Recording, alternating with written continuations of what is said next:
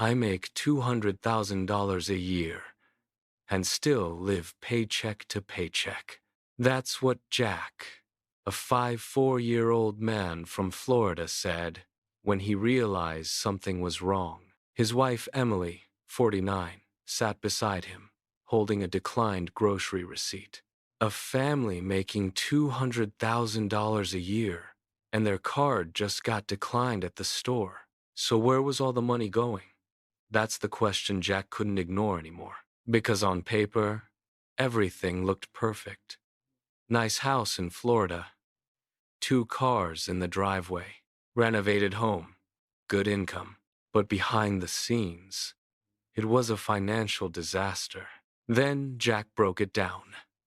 Their house payment alone was $4,500 a month.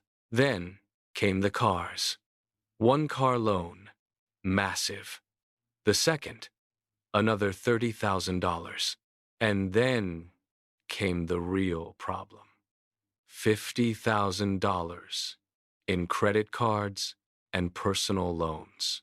No emergency, no medical crisis. It was all lifestyle. Just spending, upgrades, renovations, trying to live better. And slowly, without realizing it, they built a life they couldn't afford. Now here's where it gets even worse. Jack's income wasn't stable. He had a base income of about $8,000 a month, but with bonuses, it went up to $14,000. And that's where they made the biggest mistake. They didn't live on $8,000. They lived like they made $14,000. So when the bonus didn't come, they were in trouble. That's when Emily said something that hit hard. We're 1 bad month away from losing everything. That's when everything became real. It wasn't about money anymore. It was about survival. Jack admitted something most people never say out loud. I'm sick and tired of being sick and tired. And if you've ever felt stuck in life, you know exactly how that feels. This is where most people expect an easy solution, but there wasn't one. No shortcut, no hack. Only one thing: radical change. Jack realized this wasn't a small problem. It was a lifestyle problem. They made a hard decision: sell one of the cars, even at a loss. Because holding on to a bad decision was costing them more every month. They stopped eating out completely. No restaurants, no takeout, nothing.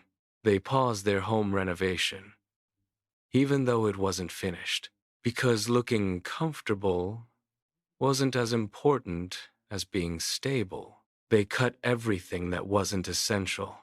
Subscriptions, gone. Shopping, stopped. Vacations, canceled. For the first time in years, they were honest with themselves. It wasn't easy. In fact, it felt uncomfortable. It felt restrictive. It felt like going backwards. Then something changed. For the first time, their money worked for them, not against them. Within a few months, they paid off a huge chunk of their debt. Not because they made more money, but because they finally controlled their money. Then Jack said something that changed everything. We didn't have an income problem. We had a behavior problem. That one sentence changed everything. Because most people think, if I just earn more, everything will get better. But Jack and Emily showed something different. You can earn a lot and still be completely broke, because it's not about how much you make.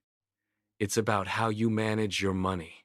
And sometimes, the only way to fix your life is to get uncomfortable, to say no, to cut back, to take control. Because staying comfortable is what keeps you stuck. Today, they're not fully out of debt yet, but they're no longer drowning. They have a plan. they have control. And, most importantly, they have peace. And if you're watching this right now, and you feel like no matter how much you earn, it's never enough, then maybe it's not your income. Maybe it's your system. And the good news is, it can be fixed. But only if you're willing to face it. A raise won't fix a spending habit. Take control. Follow now. Follow now for stories that can change your life. Because the next story might be the one that changes everything for you.